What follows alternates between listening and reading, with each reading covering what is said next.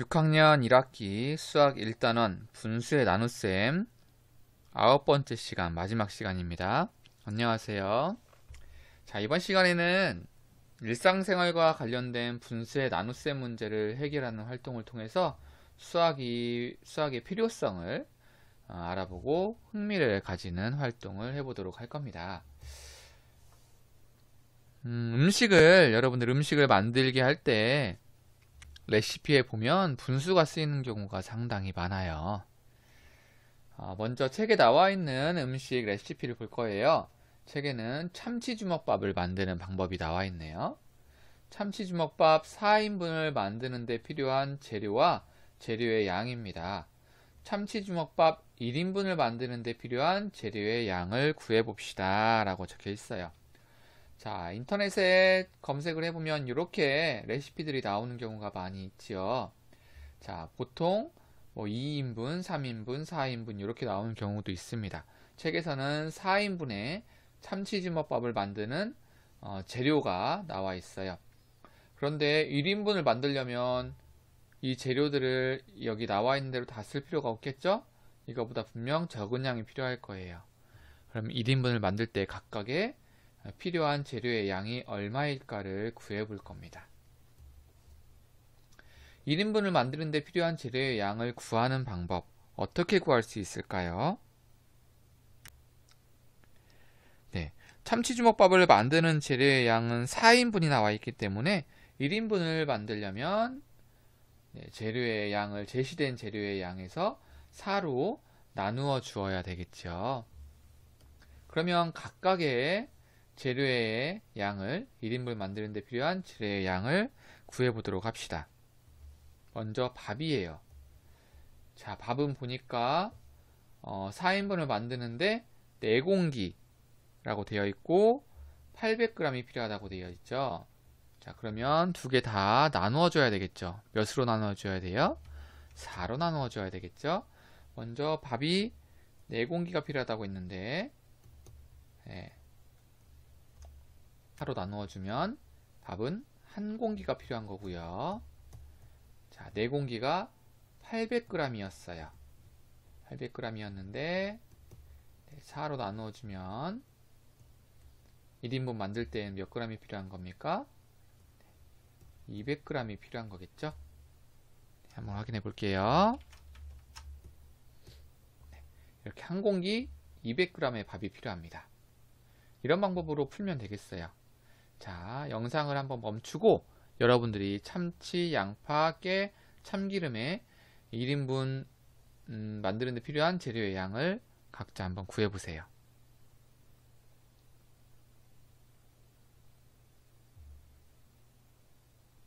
네, 참치의 양을 구해볼게요.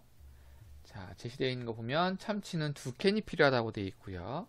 300g이 필요하다고 되어 있습니다. 자, 1인분을 만들려면 2캔이 아니고 이를 4로 나누어 준 값이 필요하겠죠? 그러면 2 곱하기 4분의 1이고요. 약분이 되네요. 2는 2, 2는 4. 그래서 2분의 1캔이 필요합니다. 그리고 300g이 필요하다고 했어요. 300g도 역시 4로 나누어 볼게요. 자, 그러면 이건 세로셈을 해야 되겠네요. 300 나누기 4. 자, 4, 7, 28 빼면 20, 4, 5, 20. 그래서 75g이 필요하겠네요. 네, 참치는 2분의 1캔, 즉 75g이 필요할 것 같습니다. 보겠습니다. 네, 2분의 1캔 75g이죠. 다음 다진 양파입니다. 다진 양파는 5큰술이 필요하대요. 5큰술. 자, 5큰술을 4로 나누어 주면요. 자, 5 곱하기 4분의 1이 되겠고요. 그래서 4분의 5. 자, 가분수는 대분수로 바꿔줍니다. 그래서 1과 4분의 1큰술이 필요하겠네요. 자, 1과 4분의 1큰술 하겠습니다. 네, 1과 4분의 1 큰술이 필요하죠. 검은깨는 4인분에 얼마가 필요하느냐? 이 작은 술이 필요하대요. 자, 이 작은 술이니까 2 나누기 4를 해주면, 자, 곱하기로 바꿔주고요. 약분이 되죠. 2는 2, 2는 4. 그래서 2분의 1 작은 술이 필요하겠네요. 2분의 1 작은 술 확인해 봅시다. 그렇죠. 자, 참기름, 마지막 참기름입니다. 참기름은 보니까 3과 2분의 1 큰술이 필요하대요. 자, 3과 2분의 1 큰술. 자, 1인분을 만드는 데 필요한 양을 구하려고 하니까 4로 나누어 줍니다. 대분수는 가분수로 바꿔줍니다. 나누기는 곱하기로 바꿔주고요. 4는 4분의 1이 되지요. 약분되는 게 없네요. 분자끼리 곱하면 4, 2, 8. 분모네. 분모끼리 곱하면 8. 분자는 7. 그래서 8분의 7 작은 술이 되겠습니다. 8분의 7 작은 술 보겠습니다. 큰 술이네요. 선생님이 헷갈렸어요. 네, 8분의 1 큰 술이 필요하다. 이렇게 4인분의 레시피를 가지고 1인분에 들어가는 재료의 양들을 계산을 통해서 구해보았어요. 자, 우리 실생활에서도 이런 일이 많이 쓰일 수 있겠죠. 그럼 이제 여러분들은 실제로 인터넷이나 책에서 음식을 만드는데 필요한 재료가 들어있는 레시피를 한번 찾아보고요. 1인분에 1인분을 만드는데 필요한 재료의 양을 구해보는 활동을 해볼게요. 선생님이 인터넷으로 먼저 한번 찾아보았어요. 여러분들도 이렇게 찾아볼 수 있어요. 네, 선생님은 떡볶이 레시피를 한번 찾아보았거든요. 인터넷에서 찾아보았더니 떡볶이 레시피에 떡볶이에 들어가는 재료의 양이 이렇게 나오네요. 자, 기준이 4인분으로 되어 있어요. 선생님은 1인분을 먹고 싶거든요.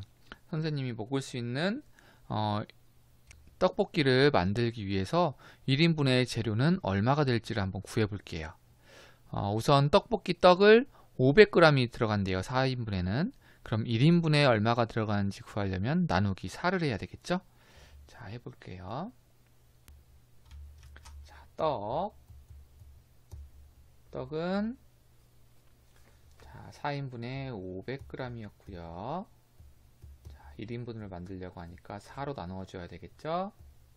자, 그러면 세로셈을 하면 500 나누기 4를 합니다. 4, 1은 4, 4, 2, 8, 4, 5, 20. 그래서 떡볶이에 들어가는 떡의 양은 125g이 필요할 것 같고요. 이번에는 물의 양을 한번 구해볼까요? 그러면 물의 양이 조금 작으니까 좀 확대를 해볼게요.